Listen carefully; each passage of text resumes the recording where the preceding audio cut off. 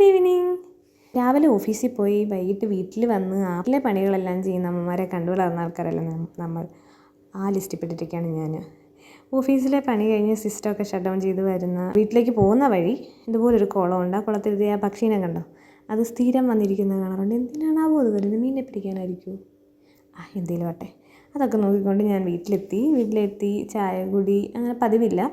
ഫുഡൊക്കെ കഴിച്ചു, കുളിച്ച് ഫ്രഷായി കഴിഞ്ഞിട്ട് രാവിലെ ഞാൻ ബാക്കി വെച്ച കുറച്ച് പണികളാണ് പാത്രം കഴുകുക. പാത്രം ഉള്ളതെല്ലാം കഴുകി വെച്ചിട്ട് എണ്ണ തീർന്നത് വാങ്ങിച്ചത് റീഫില്ല് ചെയ്ത് കുപ്പിക്ക് താങ്ങാവുന്നത്ര എണ്ണ ഞാൻ അതിലൊഴിച്ച് വെച്ചിട്ട് ബാക്കി ഞാൻ കവറിൽ കെട്ടി മാറ്റി വെച്ചിട്ടുണ്ട്. എന്നിട്ട് കുപ്പി അടച്ച് വെച്ചിട്ട് അടുത്ത പണിയായ കൗണ്ടർ ക്ലീനാക്കൽ പരിപാടിയാണ്.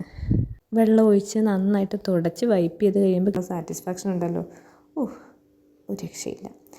പിറ്റേ ദിവസത്തേക്ക് ചോറിനുള്ള അരി ഞാൻ തലേദിവസം തിളപ്പിച്ച് റൈസ് കുക്കറിൽ ഇറക്കി വയ്ക്കും. അതിന് വേണ്ടിയിട്ട് കലത്തിൽ വെള്ളം ചൂടാക്കാൻ എന്നിട്ട് അരി കഴുകി വെച്ചു.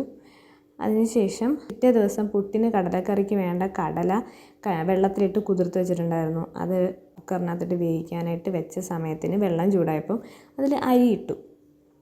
അത് കഴിഞ്ഞ് അതിലേക്ക് വേണ്ട കുറച്ച് സവാള, ഇഞ്ചി, വെളുത്തുള്ളി കടലയ്ക്കകത്ത് അരിഞ്ഞിട്ടിട്ട് ഈ കാണുന്ന പൊടികളെല്ലാം ആവശ്യത്തിനനുസരിച്ച് ഇട്ട് കൊടുത്ത് തിരുമ്മി വെച്ച ആ ഗ്യാപ്പിന് നമ്മുടെ ചോറ് തിളച്ച് വന്നിരിക്കുന്നു.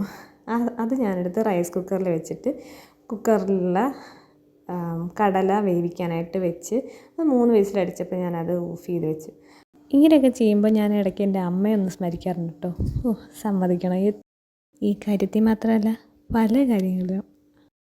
അങ്ങനെ ഇന്നത്തെ എൻ്റെ പണികളെല്ലാം തീർത്തത് ഞാൻ കിടക്കാനായിട്ടുള്ള പരിപാടികളിലേക്ക് കിടക്കാൻ വേണ്ടി പോവാണ്. ഓക്കെ, അപ്പോൾ ശരി എന്നാൽ.